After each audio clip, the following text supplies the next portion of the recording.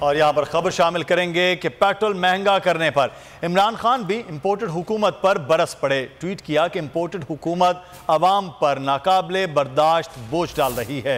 Imported हुकूमत ने रूस से सस्ता तेल नहीं खरीदा।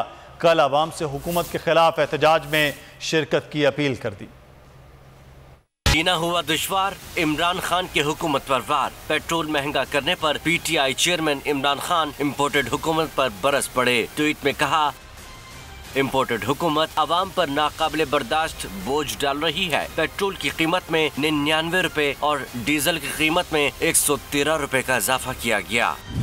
इमरान खान ने लिखा, इंपोर्टेड हुकूमत ने रूस से सस्ता तेल नहीं खरीदा। हुकूमत खुद को 1100 अरब रुपए का NRO दे रही है। अवाम कल हमारे एहतजाज में शामिल हों। सब्सक्राइब करें और बेल दबाएं ताकि कोई खबर रह न जाए।